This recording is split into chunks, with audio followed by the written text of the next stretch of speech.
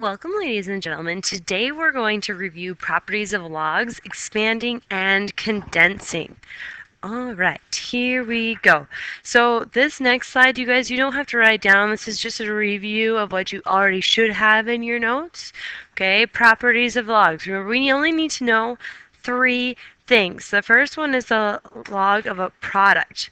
Multiplication and addition go together. So if we're going to expand it, it's going to turn into addition. If we're going to condense it, addition is going to turn into multiplication.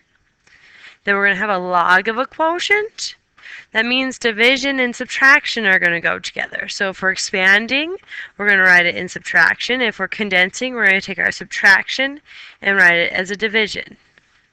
And our last thing that we need to know in order to expand and condense is logs sometimes have a power. So remember, if our power is up here when we're expanding it, we bring it to the front.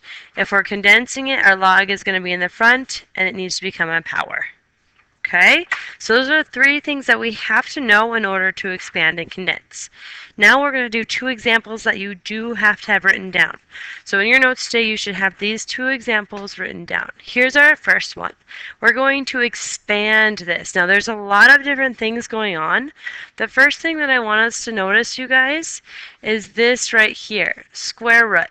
Now the square root can be rewritten as 1/2. So that's what we're going to do first. So we have log base 3 of 4 to the 1/2 and x to the 1/2 over 2y.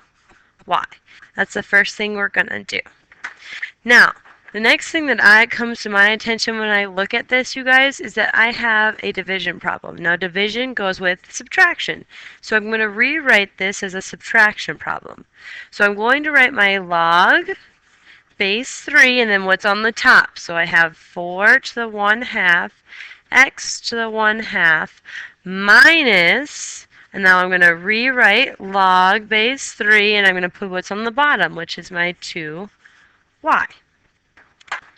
Once we get here now, I'm going to take care of this first part first. Now, this is being multiplied, so to break up multiplication, I'm going to turn it into addition. So I'm going to have log base 3 of 4 to the 1/2 plus log base 3 to x to the 1/2. And now I'm going to write the back, so minus log 3 to y. Now I can't have exponents, so I need to move both of these to the front of their logs. So I have 1/2 log base 3 of 4 plus 1/2 log base 3 of x minus log base 3 of 2y. Now, I'm not done yet, ladies and gentlemen, because if we look here, I still have things being multiplied together, so I have to separate that. And in order to do that, I need to turn it into an addition problem. So I'm going to finish this. I'm going to keep the front the same way it was. So I'm going to have 1/2 log base 3 of 4 plus 1/2 log base 3 of x minus parenthesis log base 3 of 2 plus log base 3 of y. Now there's nothing together. I have no variables together. I have no numbers together. This is my final answer. Okay, so we have to make sure everything is separated when we're expanding. We don't want anything together. We need a log separating everything. All right, moving on to our second example. Here we go. Now we need to condense. Now we want to get down to just one log. All right, so the first thing I like to do when I'm condensing is I like to find my exponents and move those.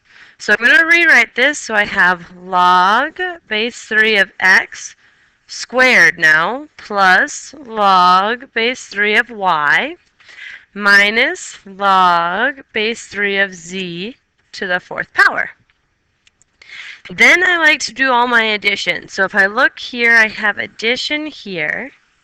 So we combined addition by turning it into a multiplication problem. So I have 2 logs, I'm going to condense it down to 1. So I have log base 3.